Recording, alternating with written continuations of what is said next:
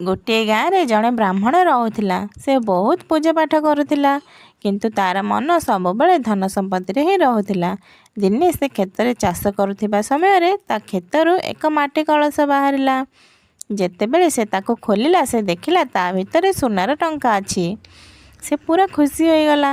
ତାପରେ ସେ ଭାବିଲା, ଯଦି ଗୋଟେ କଳସ ବାହାରିଲା, ନିଶ୍ଚୟ ଆହୁରି କଳସ ଥିବ। ମୋତେ ଆହୁରି ଖୋଳିବା ଦରକାର। ସେ ଲୋଭରେ ଅଧିକ ଖୋଳିବାକୁ ଲାଗିଲା।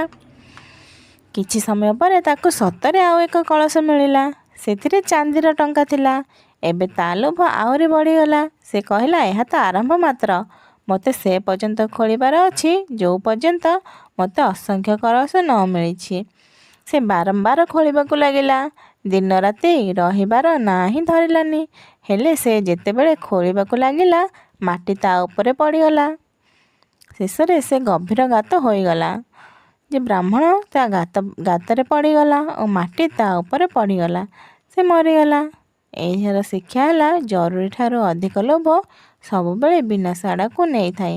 ତେଣୁ ଆମକୁ ଯେତିକି ଜରୁରୀ ସେତିକିରେ ହିଁ ସନ୍ତୁଷ୍ଟ ହେବା ଦରକାର। ଅଧିକ ଲୋଭ ସବୁବେଳେ ଆମକୁ ବିନାଶ ଆଡ଼କୁ ନେଇଯିବେ।